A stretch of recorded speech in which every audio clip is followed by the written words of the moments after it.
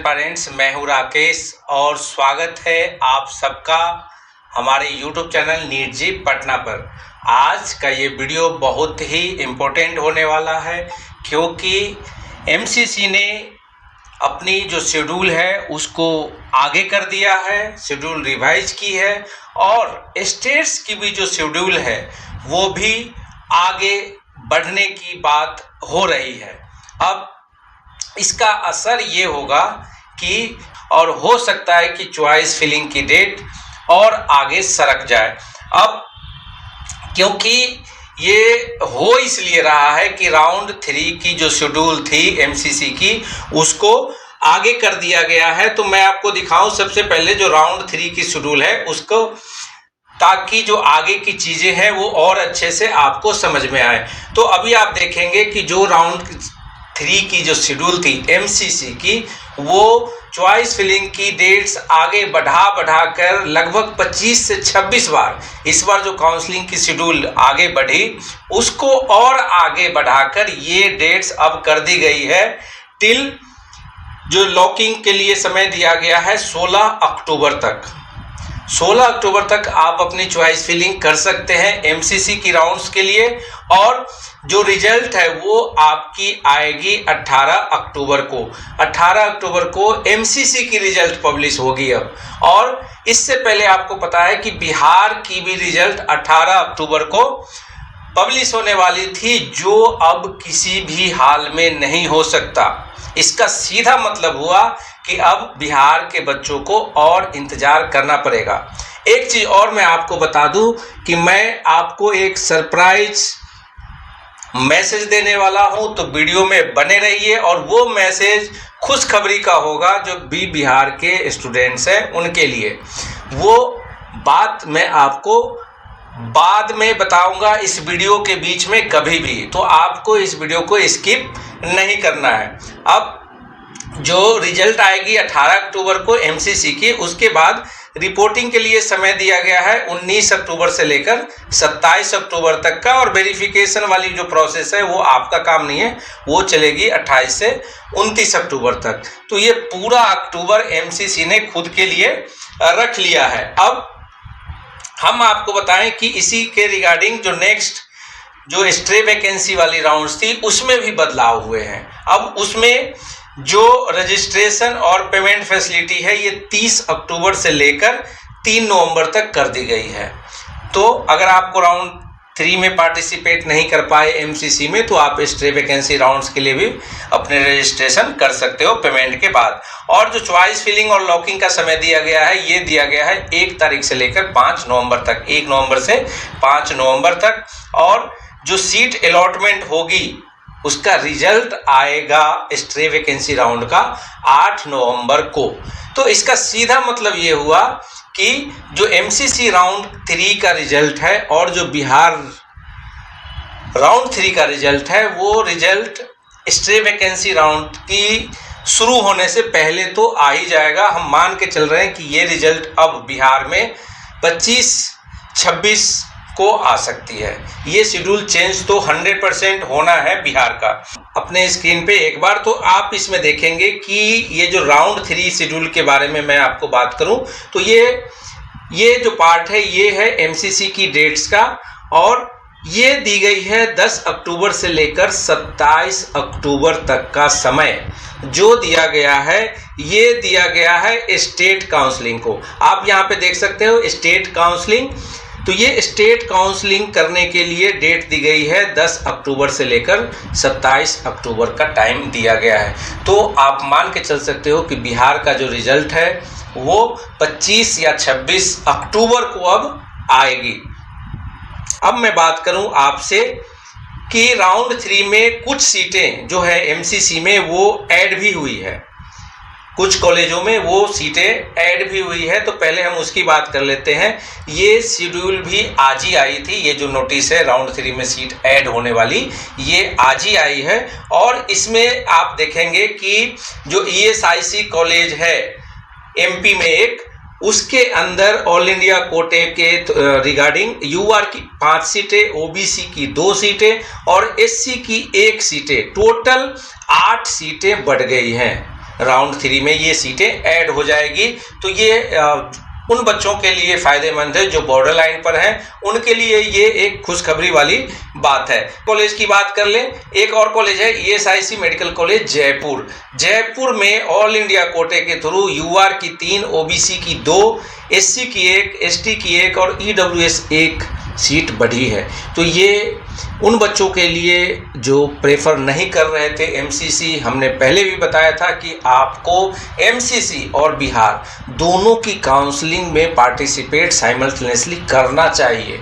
ये आपके लिए अच्छा होगा। अगर आपने अब तक काउंसलिंग राउंड 3 MCC में पार्टिसिपेट करने का मन नहीं बनाया है तो आपको बना लेना चाहिए था, ताकि आपको इन सीटों, जो बढ़ी हुई सीटें हैं, उसका फ़ायदा मिल सके। और दूसरी बात, अभी कॉलेजों का जो सिलसिला है वो ख़त्म नहीं हुआ है। एक और कॉलेज की मैं बात करूं तो Bharat medical college and hospital. Bharat medical college and hospital ये है से सेलियापुर ताम्बरम, चेन्नई में डीम्ड कॉलेज है। इसमें 50 सीटें ऐड कर दी गई है। और तो जो बच्चे एबल हैं, जिनके पेरेंट्स एबल हैं प्राइवेट सीटों में एडमिशन दिलाने की, तो उन बच्चों के लिए ये एक सुनहरा मौका है। वो बच्चे इन सीटों का फ़ायदा उठा सकते हैं। हालांकि इन कॉलेजों की जो बजट है वो 1 CR प्लस होती है। और एक और कॉलेज है institute of medical sciences and SUM hospital campus 2, ये भुवनेश्वर में है। ये इस कॉलेज में भी 50 सीटों की जो बढ़ोतरी है वो हो गई है राउंड 3 में, ये ऐड हो गए हैं। और एक और कॉलेज जो ऐड हुआ है दत्ता मेघे मेडिकल कॉलेज, ये है नागपुर महाराष्ट्र में। इसमें 43 सीटें डीम्ड कोटे में गई है और NRI की 7 सीटें ऐड हुई है। तो ये जो टोटल सीटें ऐड हुई थी, अब मैंने बोला था आपको एक बोनस टिप दूंगा आपकी खुशखबरी की बात, तो वो खुशखबरी है कि क्या बिहार में भी नए प्राइवेट MBBS कॉलेज को मान्यता मिल सकती है, क्या उस कॉलेज को LOP मिल सकती है, और क्या वो कॉलेज स्ट्रे वैकेंसी राउंड में अवेलेबल होगा काउंसलिंग के लिए। तो इसको थोड़ा सा और सस्पेंस बना के रखते हैं, मैं आगे इस वीडियो में बताऊंगा इसके बारे में पूरी डिटेल आपको बता दी। अब बिहार जो राउंड 3 है उसका रिजल्ट कुछ दिन और डिले हो सकता है, इसके बारे में मैंने आपको बता दिया था वीडियो की शुरुआत में ही। अब या जो लिस्ट है उसके आने के बाद फाइनल, पहली बात तो ये होगी कि MCC की जो रिजल्ट आएगी उसके बाद ही अब बिहार की रिजल्ट आनी है। और आपको इसके लिए घबराने की कोई भी ज़रूरत नहीं है। आपके लिए ये एक फ़ायदे वाली बात है। वो फ़ायदा क्या है वो मैं आपको अभी ही बताऊंगा इस वीडियो में। आपको करना क्या है कि आपको ऑफिशियल वेबसाइट जो है बिहार गवर्नमेंट की, उससे जुड़े रहना है और हमारे चैनल से भी, ताकि कोई भी अपडेट आए वो आप तक जल्द ही पहुंचे। और एक बात और कि अगर आपने बिहार UG मैक में चॉइस फिल कर लिया है तो कोई टेंशन ही नहीं है आपको टेंशन नहीं है। अभी MCC और बिहार बोर्ड दोनों की जो ऑफिशियल अपडेट है उस पर आपको नज़र रखनी चाहिए। और अगर आपने MCC की राउंड 3 में भी पार्टिसिपेट किया है तो डबल सीट इशू होने से बचना चाहिए आपको। अगर आपको ऐसा लग रहा है कि मुझे तो जो MCC की राउंड 3 है उसमें भी सीट मिल सकती है और बिहार की जो राउंड 3 है उसमें भी सीट मिल सकती है, तो तब आपको सोचने की ज़रूरत है, आपको एक डिसीजन लेने की ज़रूरत है, नहीं तो आपकी सिक्योरिटी अमाउंट फोरफिट हो सकती है। अगर आप गवर्नमेंट कॉलेज देख रहे हैं और बॉर्डर लाइन पर हैं तो मैं भी सजेस्ट करूँगा कि आपको देखना चाहिए, ठीक है। और अगर आप प्राइवेट MBBS कॉलेज में इंटरेस्टेड हैं तो ये डिले, मैंने बताया था आपको कि ये डिले एक्चुअली में आपके लिए ही फ़ायदेमंद है। अब फ़ायदेमंद किस तरह से है कि अब आपको MCC और स्टेट दोनों के ऑप्शंस को कंपेयर करने का समय मिल जाएगा। अब होता क्या है कि हर साल जो राउंड 3 की काउंसलिंग है और खासकर MCC की काउंसलिंग की मैं बात करूं तो हर साल का ये नियम है कि डेट्स में बदलाव होते रहते हैं और बच्चे और पेरेंट्स परेशान होते रहते हैं। ये हर बार का सिलसिला है एमसीसी का, और स्टेट्स को भी इसमें बदलाव करने पड़ते हैं, उनकी मजबूरी होती है। अब एमसीसी ने इस साल गजब ही कर दिया, लगभग 26 बार उसने अपनी डेट्स को पोस्टपोन किया है इस बार, नोटिस पर नोटिस देके। अब ये हो क्यों रहा है? कुछ सीटें जो एनआरआई की है, एनआरआई की लिस्ट अभी पब्लिश नहीं हुई है, और कुछ जो केस हैं वो एनआरआई की चल रही है कोर्ट में, और बहुत सारी जो कॉलेज हैं जिन्होंने रिक्वेस्ट डाल रखा है कि हमें मंजूरी चाहिए इस साल ही, जिनको एलओपी अभी तक नहीं मिल पाई है, तो वो कॉलेजेस का प्रोसेस जो चल रहा है उसमें अभी थोड़ा सा टाइम लगने वाला है, लगभग 1 से 2 वीक का। तो ये सारी जो डिले है वो कुछ ना कुछ इन्हीं कारणों से हो रही है और बढ़ती जा रही है। लेकिन जो स्टूडेंट पोटेंशियल जिनका ठीक है और जो लॉजिकली डिसीजन लेते हैं, उनके लिए जल्दीबाजी में एडमिशन या रेजिग्नेशन आपको नहीं करना चाहिए। अगर आपको कहीं पे एडमिशन मिल गया है तो आपको जल्दीबाजी में रिजाइन नहीं करना है, क्योंकि लास्ट मोमेंट में होता क्या है कि जब पेरेंट्स और बच्चे, मैंने ये देखा है कि पेरेंट्स और बच्चे शुरुआत में खुद से ट्राई करते हैं, चारों तरफ हाथ पैर मारते हैं, जब उनको सीटें नहीं मिलती तब वो स्ट्रे वैकेंसी की तरफ देखते हैं कि वहाँ पे हमें सीट मिल जाए, और फिर भी निराशा लगती है हाथ, तब आते हैं वो किसी काउंसलर के पास। लास्ट मोमेंट में आने से बेहतर है कि अब भी आपके पास मौका है, आप पहले से किसी काउंसलर को, जो भी आपको पसंद आए, मैं ये कभी नहीं बोलता कि आप मेरे पास आइए, जो आपको पसंद आए, जिनकी बातें आपको सही समझ में आती है, जो काउंसलर आपको सही लगता है, आप उनसे काउंसलिंग गाइडेंस लीजिए। लेकिन अगर आप अपना 1 साल बर्बाद नहीं करना चाहते हो, तब आपको किसी भी काउंसलिंग एक्सपर्ट के साथ ही आगे बढ़ना चाहिए। अब मैंने एक चीज़ और बताई थी कि लास्ट में मैं, या वीडियो के बीच में मैं एक बात बताऊंगा बिहार के बारे में। तो जो आज जब मैं दिल्ली में था और बात करी जो ऑफिशियल्स हैं उनसे, तो बिहार में जो प्राइवेट एमबीबीएस कॉलेज हैं वो स्ट्रे वैकेंसी राउंड्स में आ सकते हैं। इसकी जो संभावना है ये 90% है, और ये जो चीज़ें हैं ये पेपर वर्क चल रहा है, प्रोसेस में है, और इसकी घोषणा हमें ऐसा लगता है कि राउंड 3 शेड्यूल, ये जैसे ही एमसीसी की रिज़ल्ट आ जाएगी उसके बाद जो स्ट्रे वैकेंसी राउंड वाली सीट मैट्रिक्स आएगी एमसीसी की, उसके साथ ही बिहार के जो प्राइवेट एमबीबीएस कॉलेज हैं जो 3 और आने वाले थे, उसमें से एटलीस्ट एक कॉलेज को इस साल अनुमति मिल सकती है स्ट्रे वैकेंसी राउंड्स में पार्टिसिपेट करने का। तो ये आपके लिए एक अच्छा मौका है राउंड 3 में। अगर आपने अब तक रजिस्ट्रेशन नहीं कराया है, अपनी चॉइस फिलिंग नहीं की है कि हमारा मार्क्स कम है, तब आपको करना चाहिए।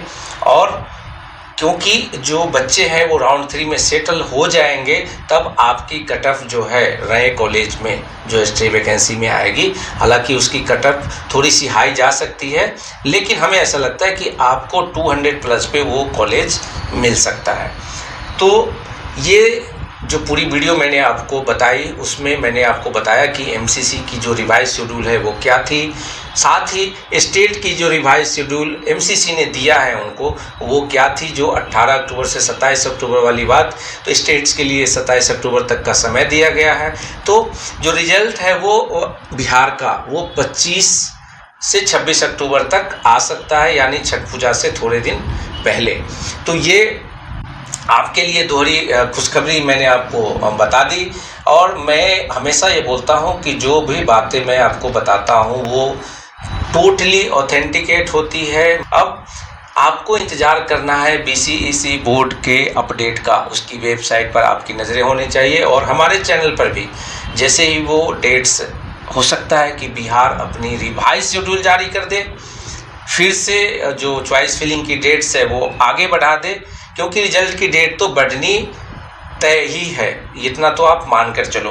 तो जैसे ही BCECB बोर्ड कोई भी अपडेट लेकर आएगा तो मैं आपको ज़रूर बताऊंगा। इसलिए हमारे चैनल पर अगर आप नए हो तो चैनल को सब्सक्राइब करके रखना ना भूलें। और आपके मन में अभी भी कोई सवाल है तो कमेंट करके हमसे आप अपने सवालों को पूछ सकते हो। जो फ्री काउंसलिंग वाली बात है, हमारी जो सर्विसेज है PR एडुकेयर की, नीट जी पटना की, उसमें मैं बताऊं कि जो भी सवाल आप YouTube चैनल पे पूछते हो कमेंट करके, उस सवाल का जवाब मैं 100% देता हूँ। और जो एप्लीकेंट या पेरेंट्स हमसे पर्सनल गाइडेंस चाहते हैं वो हमें व्हाट्सएप करें। और व्हाट्सएप पे अगर उनको गाइडेंस चाहिए तो उनको पेड काउंसलिंग हमारी लेनी होगी, तभी हम व्हाट्सएप वाले जो कमेंट है उसको रिप्लाई करते हैं। अब आशा करता हूं कि आपको ये जो वीडियो था MCC राउंड 3 की जो रिवाइज शेड्यूल है और स्टेट की भी जो रिवाइज शेड्यूल है वो पसंद आई होगी। अगर ये वीडियो आपको पसंद आया तो वीडियो को लाइक करें, अपने दोस्तों के साथ भी शेयर ज़रूर करें, क्योंकि मैंने आपको वो बातें भी बताई हैं जो अब तक आपको किसी काउंसलर ने नहीं बताई होगी। तो जल्द ही मिलता हूँ नए अपडेट के साथ। तब तक स्टे सेफ, स्टे हेल्दी और जय बिहार।